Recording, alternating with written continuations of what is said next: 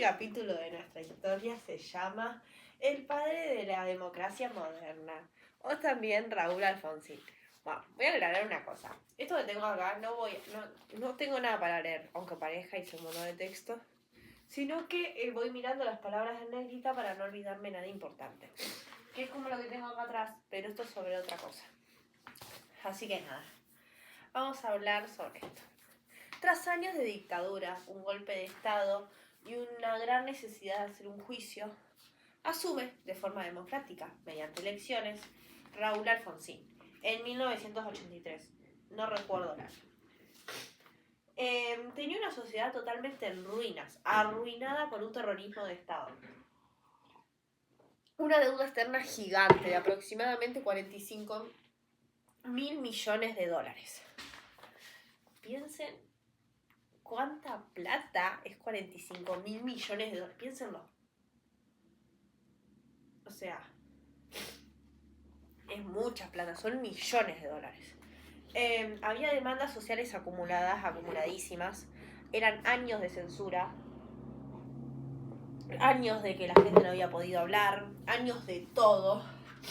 Y había una ilusión democrática. Cuando Alfonsín gana, más allá de que era la primera vez que el peronismo perdía las elecciones y que no sube al poder, hay una esperanza en el pueblo, en la gente, por primera vez, porque siempre se habían visto los golpes de Estado como una forma de arreglar el problema, arreglar lo que estaba roto.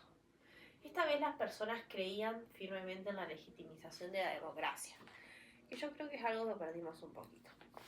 Bueno, entonces la política cultural y educativa. Como ya lo dije, había una primavera... Uy, estoy muy resfriada, gente. Parece a propósito, yo me decido a grabar y me resfrío.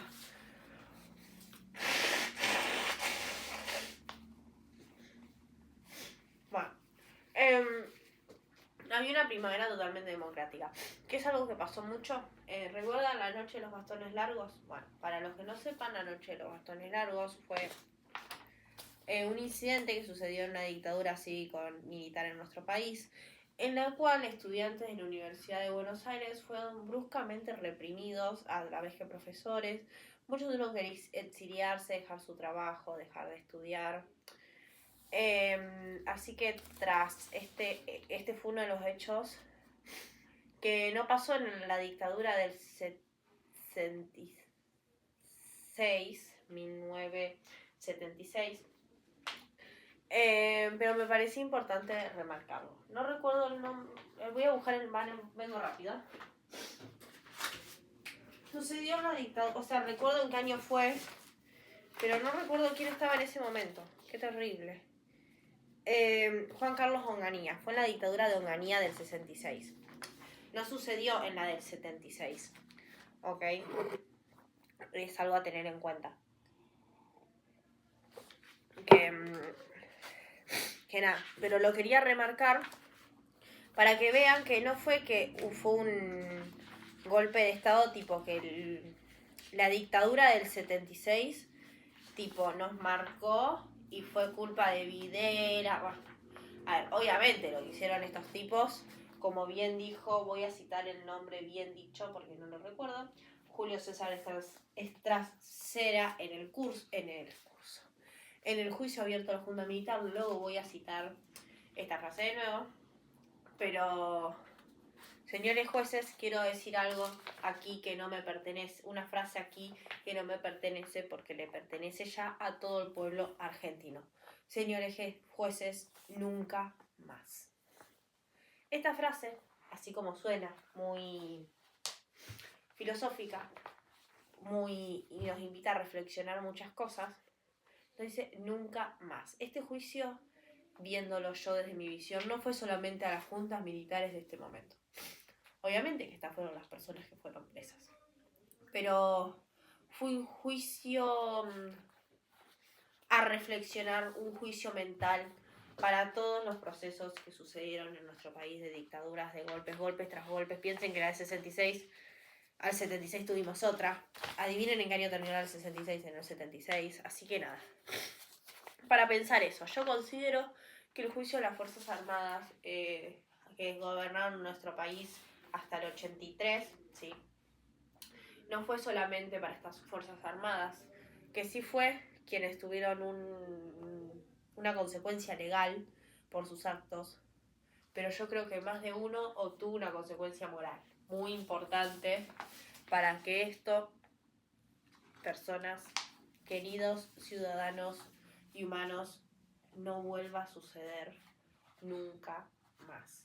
Porque lo que pasó la noche de los bastones largos, donde muchos estudiantes, muchos profesores tuvieron que exiliarse, fueron secuestrados, sucedieron cosas atroces, no tiene que volver a suceder tampoco. No puede ser que estemos en 2026 en un mundo donde debería velar el gobierno de turno. Quien está gobernando el Estado debería velar por los ciudadanos y cumplir las leyes que fueron votadas. No sucede. Porque hoy, miércoles, estamos de paro. ¿Por qué? Porque no se está cumpliendo lo que se votó, lo que se decidió. Se tiene que cumplir, la ley está y debe cumplirse. Quería hacer una contemporaneidad para que se vea como nada. Cómo un conflicto del 66 se puede vincular con el 83 y cómo un conflicto actual lo podemos llevar. Bueno. En la cultura, retomando el gobierno de Alfonsín, hubo muchos estudiantes, muchos profesores, volvieron de su exilio, había mucha gente exiliada, personas exiliadas, también vuelve Mercedes Sosa, hay un rebrote del rock nacional, hay un video que no me lo acuerdo, pero nada, el teatro también abre muchas puertas y se usa para crítica. En un teatro hay un video que está por si lo quieren ver, en la serie Felipe Pigna, que empieza así como lo empiezo ya el video, este capítulo de nuestra historia. Bueno, en esa serie hay un fragmento muy interesante de dos actoras, actuando y dice, ay, por favor, digámoslo, si esto es democracia. La felicidad que tenía la gente por algo tan simple, que es poder elegir a quien nos represente y que nadie nos limpie por el simple hecho de opinar diferente. Se quitó el filtro en la universidad. ¿Qué es esto? Había examen de ingreso. ¿Por qué creen que había este examen de ingreso? Para que no entre cualquiera. No nos sirve que todos estudien, no nos sirve que todos sepan. Esto lo sabían los dictadores, lo saben muchos gobiernos actuales, no voy a ir a pie. No sirve que la gente sepa. Hay que silenciar a la gente, porque si la gente sabe votar, la gente sabe manifestarse y la gente va a velar por lo que es suyo. Entonces el conocimiento es poder. Y como el conocimiento es poder, había que hacer un examen para la universidad. Pero, bueno, nada, me reservo mi comentario. Así que nada, se transformaron las universidades en lo que son centros de debate democrático. O sea, no lo que son, porque la universidad se va a estudiar, pero se entiende. Se buscó recuperar la excelencia académica y los centros de debate democráticos dentro de la universidad. O nosotros ahora entramos a... Ay, no tengo foto. Bueno, no importa. Vamos a Ciudad Universitaria, entramos a la de Exactas, y está excelente, está re bien a cualquier universidad. Que haya partidos, que se pueda votar, que se pueda elegir. Porque es esto. Esto es la democracia.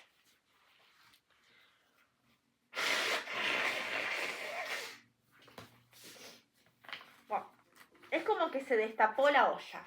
Salió todo junto abismalmente. Vamos a... Bueno. Antes de hablar del juicio, voy a hablar de la ley del divorcio, que no me acuerdo el número, a ver si la tengo acá. Creo que me salté una página. Sí, tiene que estar acá. A ver. No, tengo un año. En 1987. ¿Qué les importa el año? Yo les quería decir el número de ley. No me lo acuerdo. Me acuerdo de la 1420, la Sáenz Peña, pero esta justo no. Me acuerdo el nombre. Ley del divorcio vincular. Esta ley yo la remarco y me parece muy importante porque se demostró que el Estado era un ente aparte que no trabajaba con la Iglesia. A pesar de todos los reclamos que hizo la Iglesia y desarrolló en su momento, esto no se dio y yo quiero sancionar esta ley, yo quiero que la gente se pueda divorciar y yo la voy a sancionar. Y eso es lo que pasó, se sancionó la ley del divorcio. Entonces se demostró que eran dos cosas aparte, que Estado e Iglesia son dos cosas distintas. Vos podés ser católico, no ser católico, tenés derecho a elegir eso, como también elegiste tu Estado.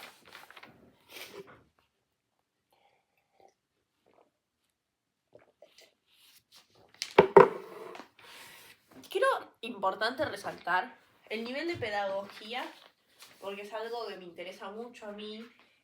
Yo cuando estudio un fenómeno histórico me llaman mucho la atención los actores sociales involucrados y cómo el gobierno de turno, en este caso la persona gobernante,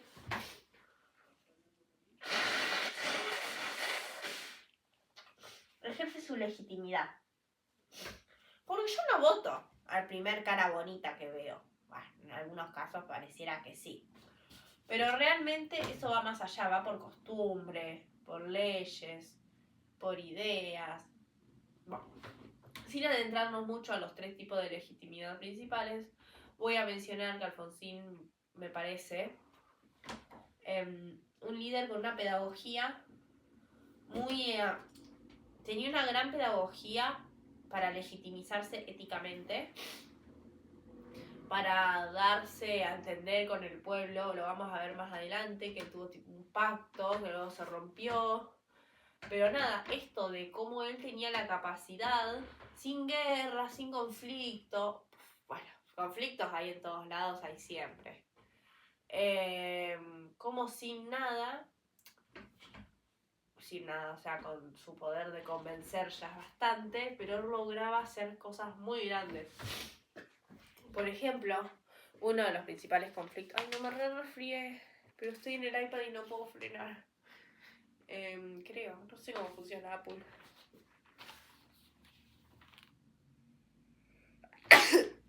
No sé si se puede pausar el video. No.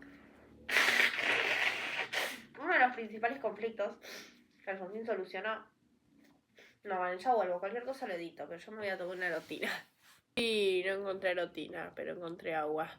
Así que nada, es lo que hay en la vida. Oh, ya me resfrié.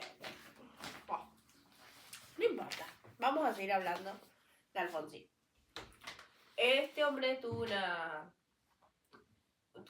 capacidad de solucionar un conflicto que venía latente con una amenaza de guerra hace muchos años en nuestro país.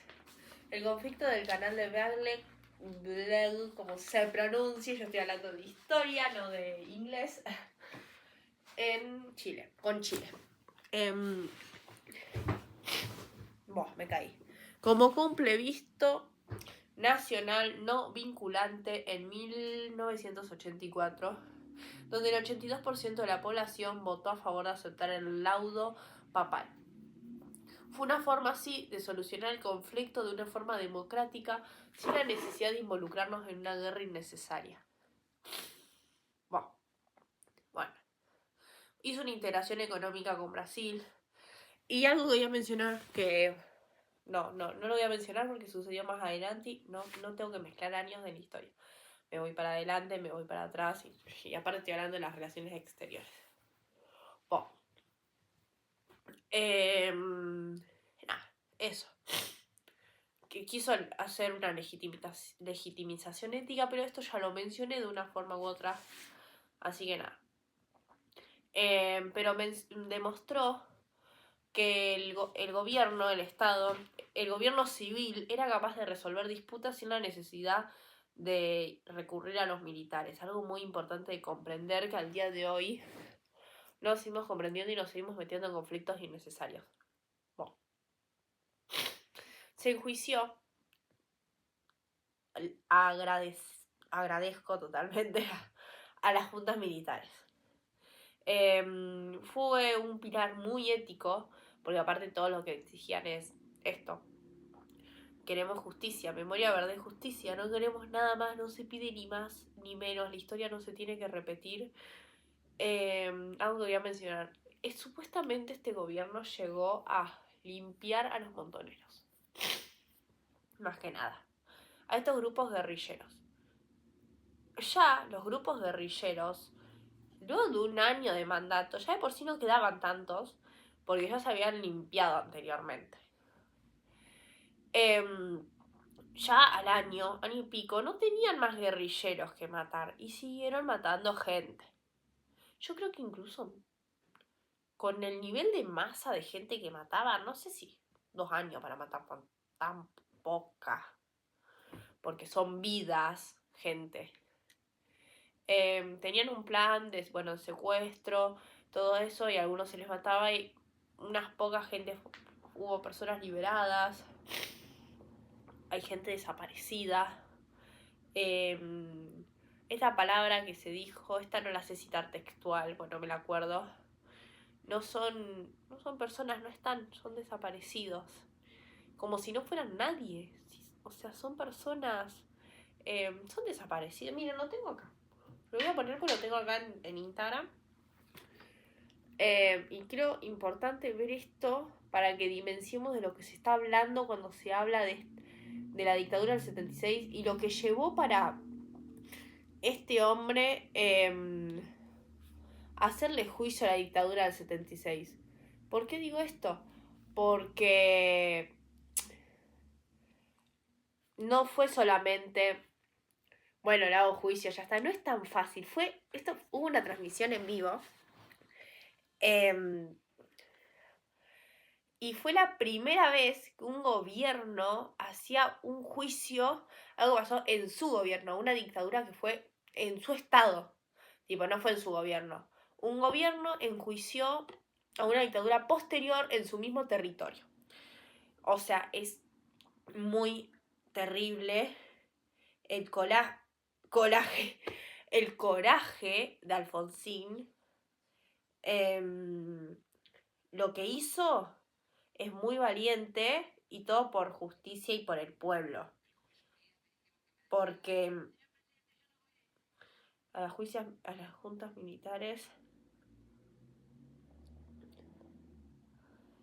porque no es tan fácil decir, bueno, le voy a hacer un juicio a Videla, o sea, no.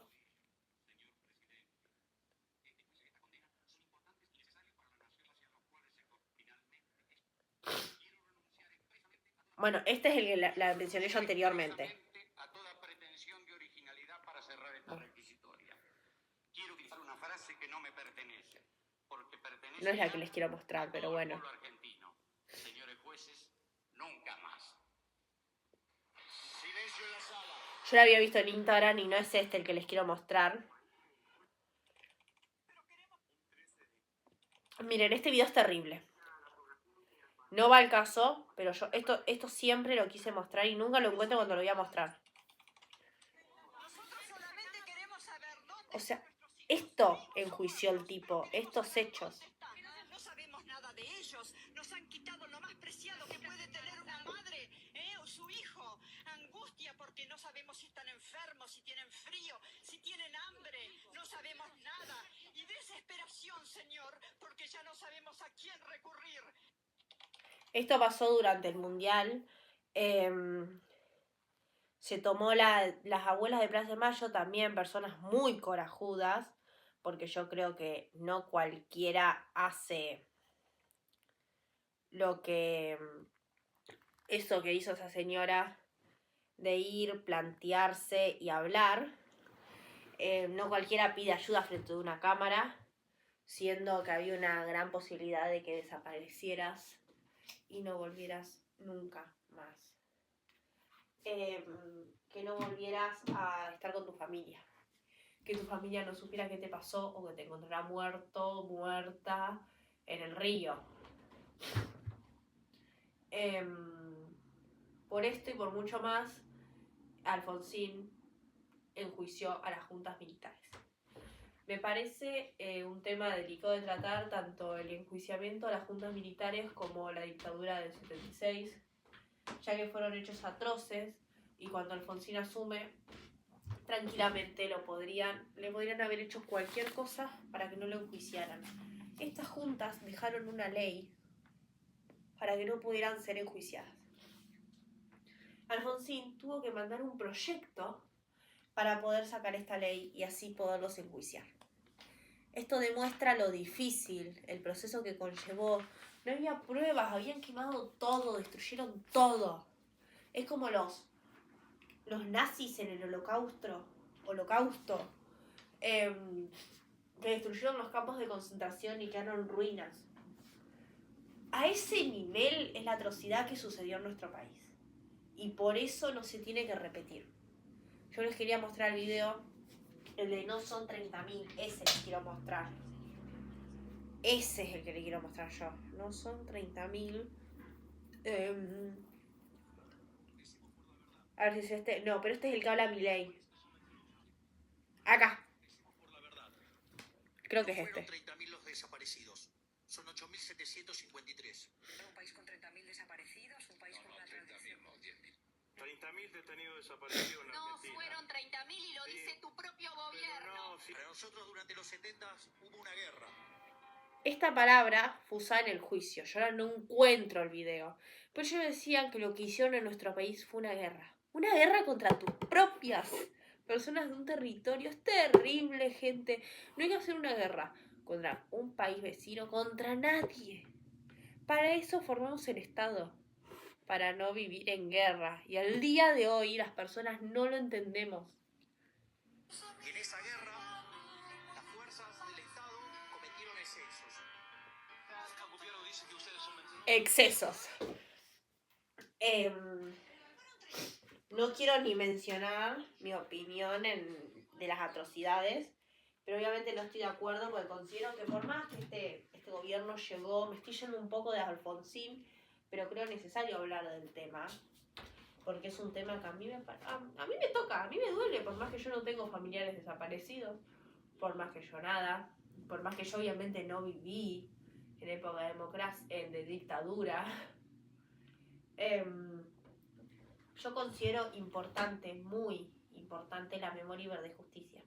Porque para esto estudiamos historia. Yo escuché muchas opiniones sobre este golpe. Escuché a favor y en contra. Y en base a esto tomo una decisión. Y mi decisión es que nunca más tiene que suceder algo como esto. Y que Alfonsín es una persona muy valiente. Porque yo no sé... Yo entiendo que tenía una rebelión social que quería que enjuiciaran a la Junta. Pero a veces yo creo que la Junta es más fuerte que el pueblo. Y en este caso, el pueblo fue más fuerte que la Junta. Así que yo creo que con este juicio no ganó el gobierno solamente una lucha, sino que el pueblo ganó una guerra. Se creó la CONADEP. Se buscaba personas desaparecidas. Y obviamente, ¿qué se va a hacer en la CONADEP? Bueno, fue un organismo que funcionó en su momento para esto, una comisión realmente, creo. Se tuvo que hacer la reforma del código. Me voy a sacar los anteojos porque me quiero sacar alguna cosa. Una reforma del código de justicia militar. Tuvieron que ir a la Cámara Federal Civil, ya que Alfonsín lo intentó arreglar de formas más pacíficas, pero no quisieron colaborar. Este proceso nos demostró un pacto muy grande entre Alfonsín y la civilidad. Bueno, algo que voy a mencionar. El tema es que si no lo digo correlativo, no, voy a tener que seguir de largo y después volver a la dictadura y me voy a ir por las ramas de vuelta porque, no sé, a mí la dictadura del 76... Más allá, hayan sido 8.000, 9.000, 20.000, 30.000, 40.000. El número no es exacto, no lo tenemos y nunca lo vamos a tener. Es un aproximado. ¿Por qué? Porque rompieron todo. Toda evidencia. Quedan testimonios. Y poco más. ¿Ok? Pero nada. No olvidé lo que iba a decir. Bueno. La ley de obediencia debida y punto final. Romero, quiero leer esta frase, ¿ok? Romero sostiene que la sanción de estas leyes no fue una decisión ética ni jurídica, sino una decisión política pragmática basada en un cálculo de fuerzas, que demostró ser la única salida para preservar la institución presidencial. Tras la condena de las juntas en 1985, el descontento militar creció una función exponencial. Multiplíquenla al cuadrado. Elévenla al cuadrado.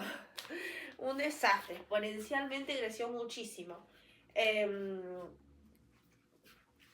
Y hubo que hacer 2 leyes. La ley de punto final y la ley de obediencia debida. Que en la atención esta estalló en la Semana Santa del 1987. Porque, ¿qué pasa? A ver, obviamente las abuelas de Plaza de Mayo, las personas que habían sufrido la desaparición de algunos de sus familiares, ¿qué pedían? Que se enjuicie a todos. A cada uno de ellos. Pero también tenemos que pensar una cosa, gente. Yo me pongo en el lugar de estas personas que gracias a estas leyes no fueron enjuiciadas. Ya que no fueron todos enjuiciados, sino protagonistas claves. Y las otras personas se dictó que trabajaron mediante obligación, tipo, mediante orden. A ver, esto funcionaba así. Hacelo porque te mato. ¿Vieron la tortura que sufrían todas esas personas que no se justifica que lo hayan hecho? Iban a sufrir lo mismo ellos. Y yo creo que nuestro instinto como humanos nos hace hacer atrocidades con tal de preservar la vida. Porque nosotros vamos a preservar siempre nuestra vida. Y yo me pongo mucho en el lugar de esas personas que no fueron enjuiciadas. Y siempre que cuento esto, me acuerdo de un coronel, no es un coronel, pero no me sale el nombre ahora porque me pone mal y me largo a llorar. Yo sé la historia nada más, no sé ni quién fue el tipo, no me acuerdo el nombre. Ahora no me sale. El tipo fue enjuiciado en Europa, en España creo, porque él declaró que él había liderado 2 vuelos de la muerte. En estos vuelos se mataron aproximadamente 10 personas. El tipo contaba que él no era igual que los demás militares, porque él, sin tomar, sin no estar en sus casillas, no podía dormir, porque no se perdona, el tipo está vivo, está preso, tiene cadena perpetua, porque pidió, creo yo que por esto supongo, porque si acá lo hubieran enjuiciado, era demostrar arrepentimiento, nuestras leyes son diferentes. Pero él pidió ser enjuiciado ya y tiene cadena perpetua. El tipo estaba muy arrepentido y creía que tenía que tener una condena por lo que hizo. Pero también el tipo contaba que no le quedaba otra, porque o los matas a ellos o te matas a vos. Era un autosuicidio y dejarte torturar por militares, yo no lo haría. No sé si me daría el corazón para matar personas. No sé, yo no podría, yo no puedo creer, no me entra en la cabeza que había gente capaz de hacer esto. Pero es terrible escuchar miles, cientos de personas presas por ser obligados a matar gente. Y yo creo que ya tienen suficiente condena. Todas esas personas que lo hicieron obligados y están arrepentidos, yo creo que no hay peor condena que la mental. Porque estas 3 coroneles principales que fueron enjuiciados y llevados a cadena perpetua, no demostraron arrepentimiento, todavía creían que lo que habían hecho estaba bien. Entonces, realmente no están siendo castigados, están privados de su libertad. Ahora, las personas que mataron gente y están arrepentidas van a estar castigados de por vida. Jamás se van a recuperar de lo que hicieron. Y yo no los considero culpables. Porque yo creo que cualquiera, en una condición así, mata a cualquiera. A cualquiera. Si a vos te ponen un revólver y te dicen... No, aún peor. Te dicen que te van a matar torturándote. Si no matás a tu mejor amigo. Con un tiro. O aún peor, lo tirás drogado de una avioneta. No lo vas a ver caer. Bueno, capaz que sí. Pero vos no lo vas a matar. Simplemente lo vas a tirar. ¿Qué haces? Seriamente, con una mano en el corazón. Tu instinto de supervivencia. ¿Qué te dice? Matalo, pero sobreviví. Porque no, 10%. 10% de batería. Esto me pasa por irme por las ramas. Nuestro instinto de supervivencia nos va a decir siempre eso, gente. La vida es hermosa y uno daría la vida por defender a alguien, pero el instinto de supervivencia de un humano, no sé qué te hace en un momento así. Espero nunca estar en esa decisión, pero jamás estarlo, porque yo me pongo una mano en el corazón, no sé qué decisión tomaría. En serio, no sé. Yo creo que hay que vivirlo para saberlo. Pero más allá de esta llamada a empatía, muchas personas, Romero lo analizó esto como una claudicación necesaria ante una corporación militar que aunque desprestigiada seguía siendo un factor del poder real, pero más allá de esto hubo un costo muy alto, porque muchas personas querían igualdad y justicia a todos, sin importar por qué lo hicieron. Yo creo que en un juicio se tienen que velar muchas cosas. Es un tema muy delicado también de tocar pero bueno, hay que tocarlo, porque así es como no se repite la historia, hablándola, expresándola, y recuerden que cada cual para contar su historia, la historia tiene un punto partidario. Yo tengo un partido, yo tengo opinión política,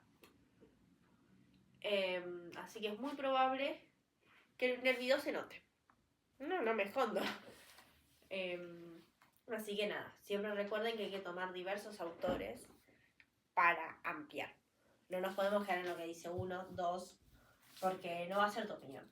Va a ser la opinión del uno o el dos. Yo ahora, conociendo un montón de autores, conociendo diferentes regímenes y nuestra historia, tomo la idea, pero es para que sepan que quizás como lo cuento yo se nota quizás, espero que no, voy a intentar ser lo más neutral posible, pero uno mete siempre sus ideales, somos humanos. Quería verla ahora porque después tengo inglés, no voy a llegar a hablar, ¡ay no! Bueno, vamos por el punto 6, no importa. Este gobierno tuvo muchas tensiones. No puedo creer cómo me lo aprendí. Yo lo leí una vez y me puse a hablar. Bueno, igual el resumen lo hice yo, obviamente. El resumen está, por si les interesa. No les interesa, ya sé, pero esto está estudiado con Romero más que nada, pero también involucra un poco a Pigna en algunos aspectos. Por si les es relevante para que sepan más o menos de dónde saqué la información. Romero porque es el material obligatorio que necesito estudiar. Y Felipe Pigna. Así que nada. La ley Musi proponía la ley del voto directo y la representación de minorías en los sindicatos. Fracasó, fue el primer fracaso de los radicalistas en este mandato. Fue debido al bloque peronista, fue como una contrarresta. Vos me ganás las elecciones, bueno, yo no te acepto la ley de Musi. Bueno, así que nada. Todo esto fortaleció la CGT, que estaba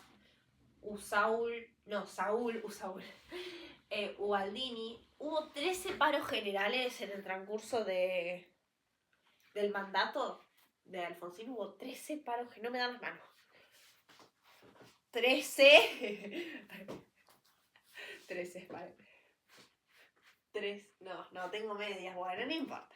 13 paros generales. La CGT exigía mejoras económicas, pero también presentaba como un último,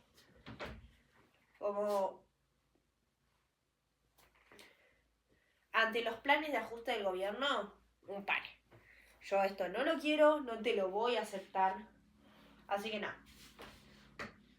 Y Alfonsín intentó una alianza táctica con los grandes gremios más que nada, pero el sindicalismo, adivinen con quién se había alineado. Aparece un populista de derecha, creo que era. Igual ingresó como populista, Tipo, principalmente fue populista en un inicio, después se desvirtuó.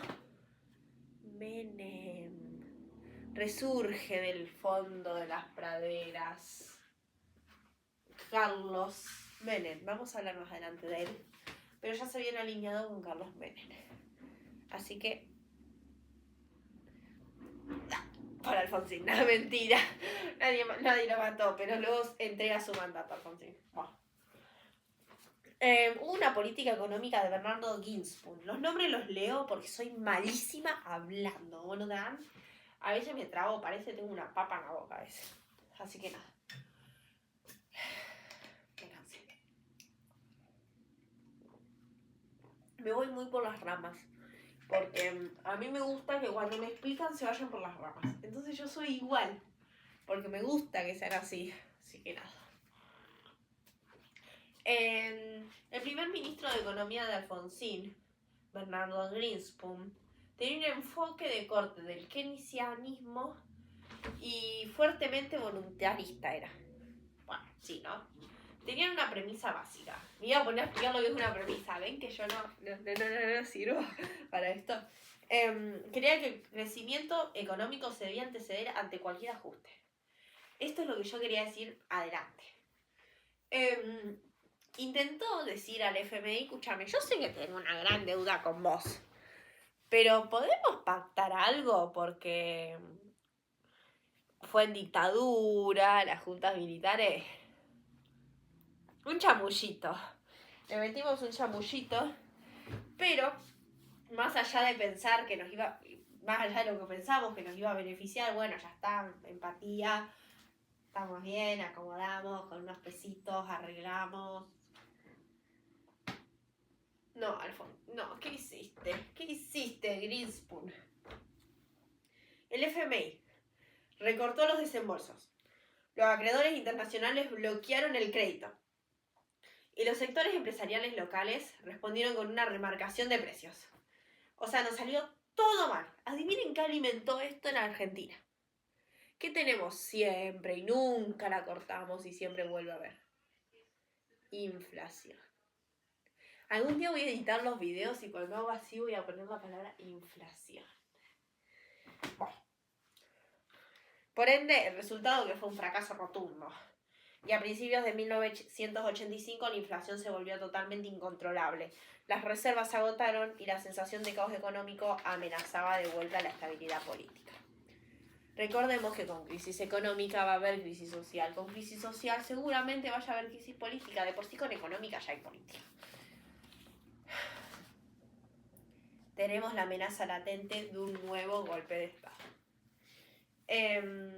Entonces, Alfonsín tiene que dar un giro en el timón.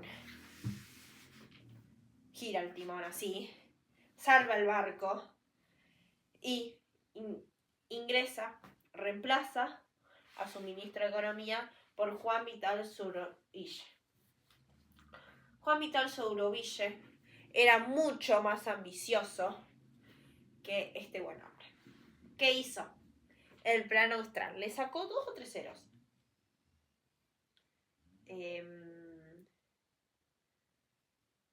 Me mató.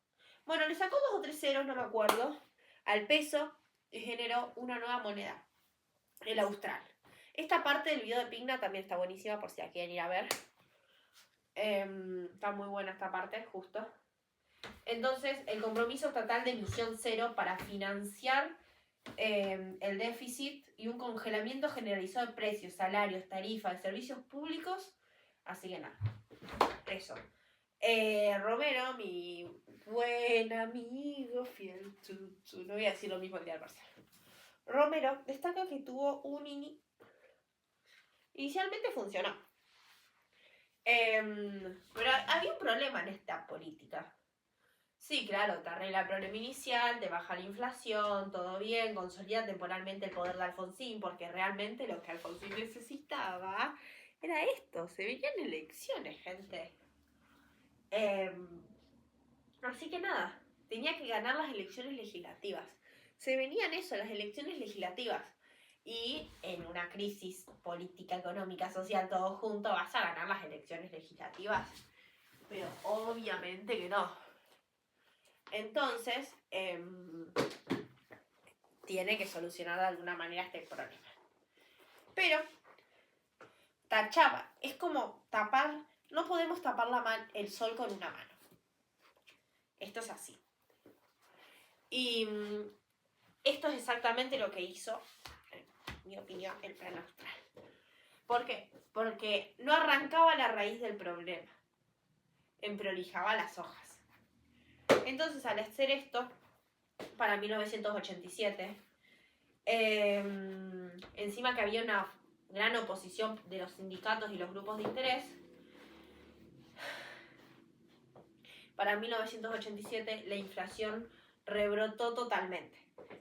¿Por qué? Porque con las empresas, con una privatización de empresas, con grupos en contra, con sindicatos en contra, con grupos de interés en contra, y en 1987 vuela todo. El Austral comienza a devaluarse y el plan se desgastó definitivamente.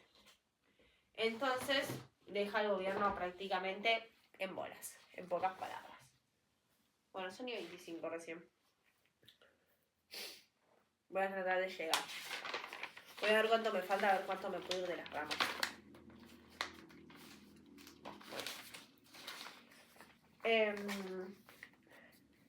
Conflicto entre grandes empresarios y el gobierno. No te podés llevar bien con todo el mundo y ya está. Qué fácil que sería la vida, ¿no? Pero la vida no es así de fácil, no nos llevamos bien con todo el mundo. Entonces, la relación entre el gobierno de Alfonsín y los grandes empresarios, primero fue como una alianza pragmática y luego se rompió totalmente, o sea, los dos extremos. Porque en un inicio la estabilidad que estaba dando Alfonsín les permitía planificar y evitaba un caos social que perjudicaba sus negocios, ¿no? Porque si tengo crisis económica, tengo crisis social. No tengo crisis económica, estoy bien, no hay ningún problema. Y ya veníamos saliendo, porque ya en la dictadura estaba esto de la estipulación. Funcionábamos por estipulación, bueno, traíamos dólares, inversiones, era todo estipulado. Alfonsín les daba como bueno, para pasar esto, más freno. Pero a medida que la crisis se profundizaba, empieza a haber una desregulación absoluta y una apertura económica. Exigían que el Estado abandonara su rol de arbitraje, su rol de yo te manejo la economía, y se iniciara un proceso de privatización de empresas. Querían privatizar absolutamente todo. A lo cual, ¿qué hizo Alfonsín? ¿Saben? Bueno, un poco les respondió. Pero bueno. En fin.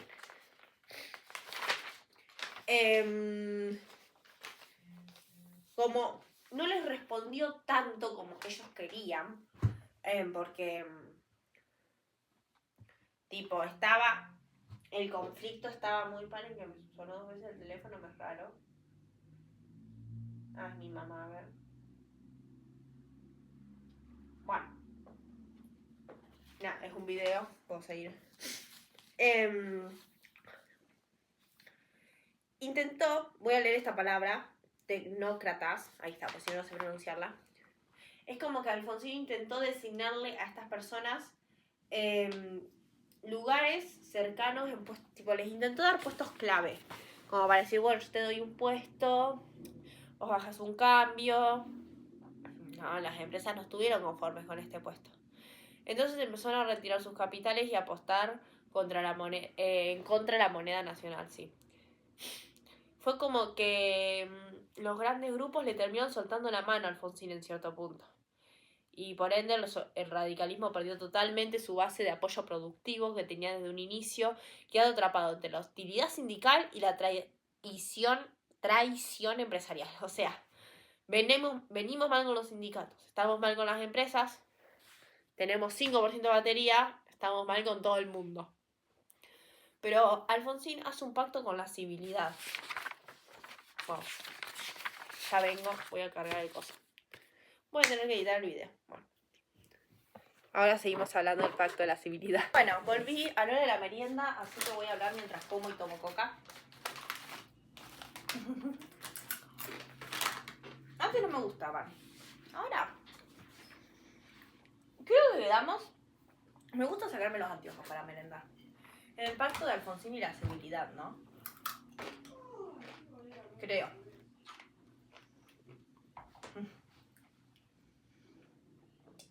Es como cuando dan clase y la profe toma mate.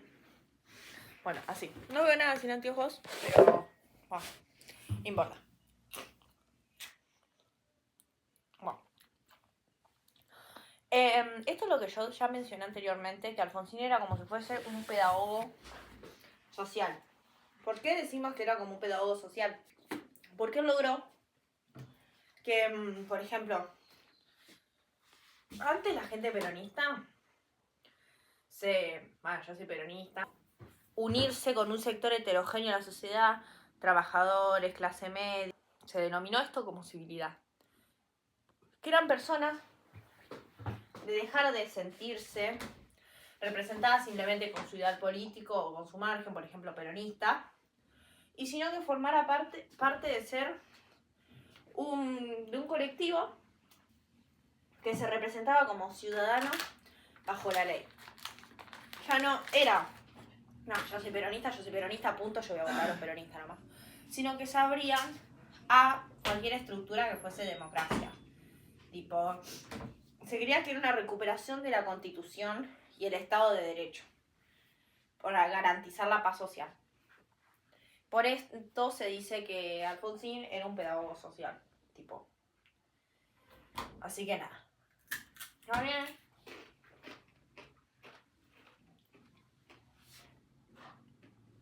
También con esto se rompe tipo el monopolio peronista. ¿Por qué? Porque el peronismo estaba muy estructurado y era un sentimiento como muy a muerte el peronismo.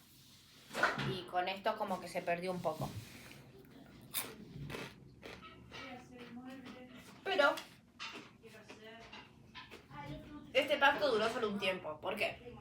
Porque el fracaso económico de Alfonsín, con el regreso de la inflación tras el plan austral, le voy a dar vuelta, pero la verdad no veo si voy bien. El tema de los militares, ¿vieron que mencioné anteriormente? Que el incidente de Semana Santa, donde se dictaminó que no se iba a juzgar a todos los militares, sino a los realmente involucrados. Esperen, voy a cerrar la puerta. Sino que se iba simplemente a juzgar a como los involucrados. Todo esto le hizo tipo a la sociedad perder confianza en Alfonsín porque se encontraron con una desilusión ética y con la hiperinflación del 1989. Bueno.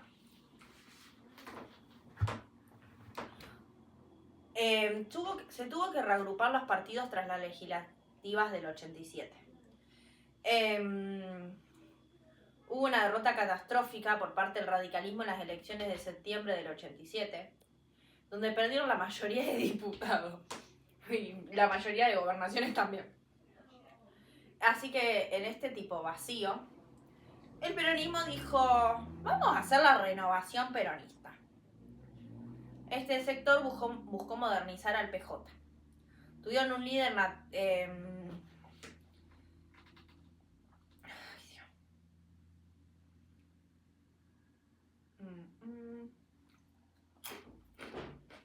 estoy viendo cómo lo digo.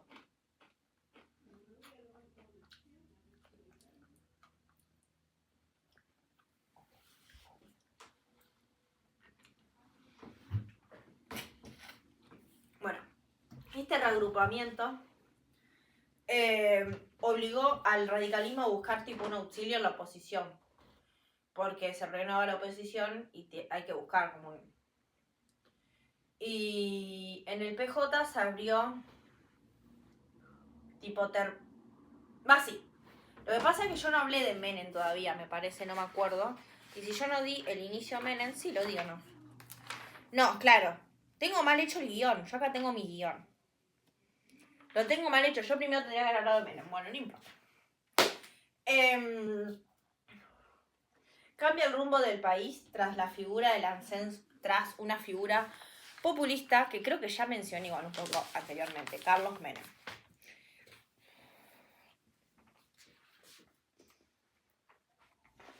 Bueno, Carlos Menem fue el gobernador de La Rioja, que logró consolidarse como una figura del peso nacional al derrotar a Antonio Cafiero. En las primeras elecciones internas abiertas del PJ en 1988. Cafiero representaba la racionalidad técnica y el lenguaje institucional de la renovación. Que esto era muy similar a lo que representaba Alfonsín. Menem apeló a un discurso populista, místico y emocional. Recordemos que los líderes populistas igual tienen mucho carisma.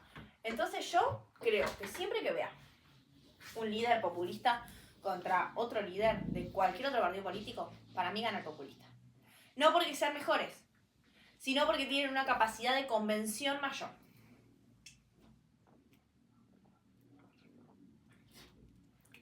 Tenía unas consignas medias vagonetas, pero eran potentes, a su vez. El salariazo y la revolución productiva. Su nombre lo dice, no hay que explicar.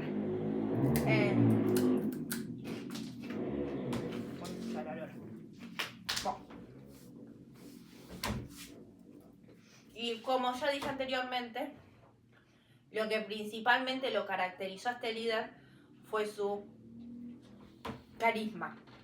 Bueno, un recorrido fáctico. De 1987 a 1989, el fin de Alfonsín llega. Esto fue una total sucesión de crisis, que terminaron en la capitulación del poder civil. Tras Semana Santa, este es como lo que nos da inicio al 87, Semana Santa, militares. Se produjeron nuevos levantamientos, que son los carapintadas, en Monte Caseros y Villa Martelli. Esto pasó en el 88. Fueron liderados por Aldo Rico y Mohamed, no me acuerdo el nombre del otro, Mohamed Zeynel. Por Aldo Rico y Mohamed Ali Zeineldin. No lo iba a sacar nunca. Bueno. Demostraron que el presidente ya no tenía mando sobre las tropas y que la jerarquía militar estaba totalmente quebrada. Bueno. En lo económico, Sourouille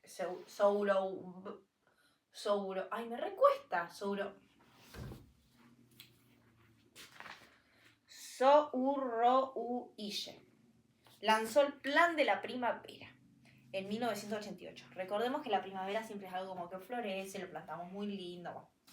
Fue un último intento desesperado, muy desesperado por congelar los precios, con acuerdos de empresarios y el apoyo del FMI.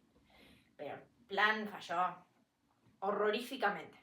En febrero de 1989, cuando el mercado retiró su respaldo, el dólar se disparó mal. Esto, por ende, disparó la hiperinflación. No. Los precios subían por hora. No por día, no por mes. Por hora el precio subía. Imagínense lo que es eso. Y ahora nosotros con el internet. Con internet todo el tiempo salimos, tenemos el celular. ¿Cuánto está el dólar? ¿Cuánto está el dólar? ¿Cuánto está el dólar? ¿Cuánto está el dólar? ¿Cuánto está el dólar? ¿Cuánto está el dólar? ¿Cuánto? Oh, me muero. Bueno.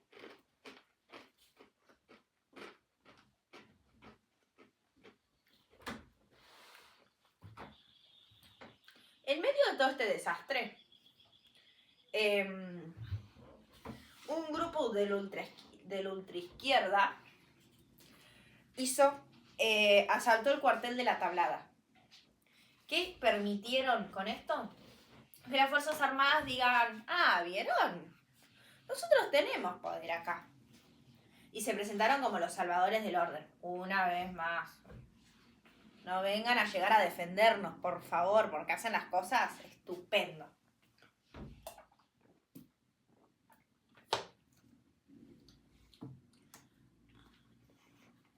Se convocan elecciones porque hay que elegir, los gobernantes no están, gracias a Dios, toda la vida en el poder. Gana Carlos Menem en mayo de 1989 y con un país totalmente en llamas, socialmente todo mal, pero socialmente estaban en llamas, Alfonsín se ve forzado a negociar la entrega anticipada del mando. 6 meses antes de lo previsto, el 8 de julio de 1989. Bueno, por más que esto lo concluye Romero, pero me parece que está acertado y por eso lo voy a decir, que aunque el gobierno fracasó en su proyecto económico y social, tuvo un éxito histórico gigante, porque fue consolidar la democracia como un sistema, logrando el primer traspaso de mando pacífico entre dos partidos distintos en más de 5 o 6 décadas, no me acuerdo. ¿Por qué? Porque demostró que se pueden hacer las cosas bien. Por eso yo empecé, no sé bien cómo empecé el video, pero dije algo como el padre de la democracia moderna, de la democracia moderna, creo que le llamé. Es por esto. Porque por más que no logró acomodar políticamente ni socialmente el país, en vez de esperar a que Menem le hiciera un golpe de Estado o que vinieran las Fuerzas Armadas a hacerle otro golpe de Estado, que hubiese sido lo más seguro, como pasó en su caso con Perón, no estaba él, estaba su mujer, él estaba muerto. Que bueno, lo mejor es dejar que se la lleven. Lo mejor hubiera sido que entregue el mando, que llame elecciones y capaz evitábamos lo que ya sabemos que pasó. Pero por esto es importante estudiar la historia. Por esto es importante saber lo que hizo Alfonsín y que las cosas se pueden hacer de forma diplomática. Así que nada, hasta acá el capítulo de hoy. Nos vemos en un próximo capítulo, no con Carlos Menem, o no por ahora. Adiós.